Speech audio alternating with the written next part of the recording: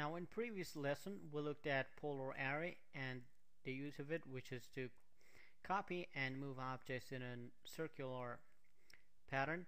But in this lesson we're going to take a look at another array, which is called the rectangular array, and the use of it, which is to copy and move objects which are in rectangular pattern.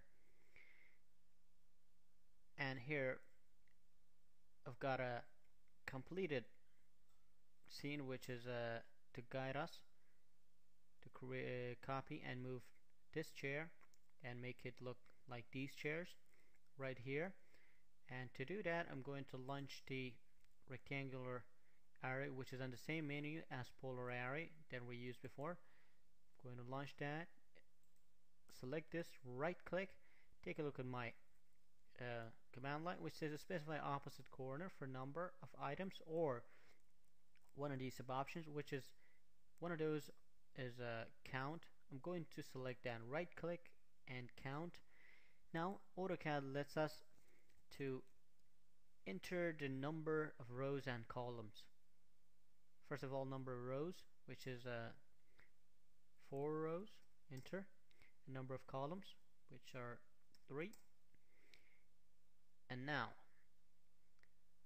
AutoCAD again looks to an opposite corner, which we can click and we've achieved that opposite corner, or we can right click and go to the spacing option, and now we can enter manually the space of that chairs.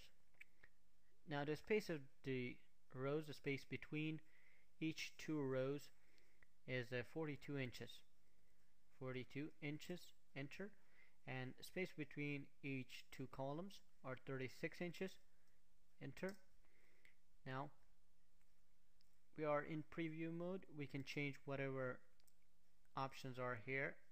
We can change any options, or we can enter or right click on the screen to accept that.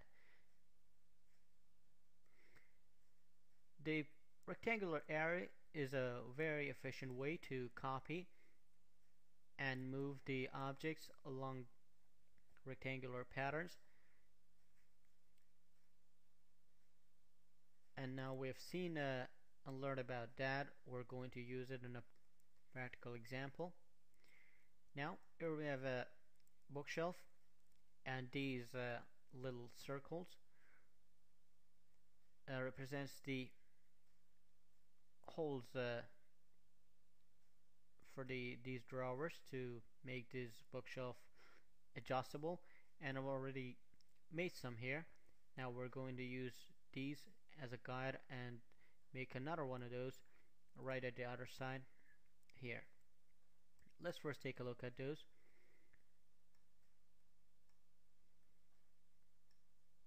Now first of all, we have to make one little circle, the first circle, and we're going to use that little circle to create other circles.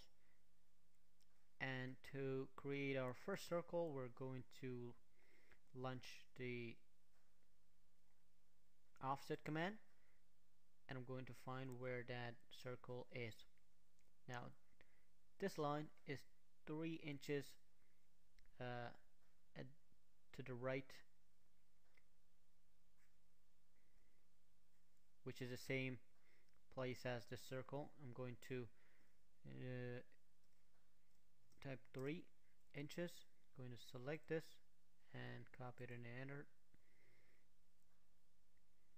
I'm going to press escape and now press the space bar. In this example, we're going to enter 12, enter, and select and offset this here. Now this is the center point of the circle we're going to make. I'm going to launch the circle, and now I'm going to shift and right click and select the intersection, which is right here. And now this circle has a diameter of 3/8 of an inch here, as you can see. I'm going to right click and select the diameter, and enter 3 and 8 inches. Now that circle is quite a small. You can have a little better visual on that by deleting these lines. Now we're going to copy that circle, and for that I'm going to launch the rectangular array, select this, right click and right click again, and select the count. The count of the rows here is 12 rows. I'm going to give it a 12 rows, enter. Now the count of the columns here is 2.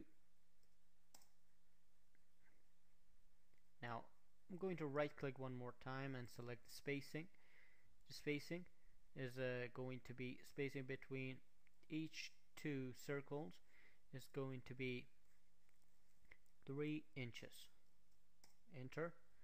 And spacing between these two columns is going to be 10 inches, and enter. Now I press enter to accept that. Now we have achieved all these circles by just a couple of clicks, but not as many as we would if we would create all these circles and place them manually.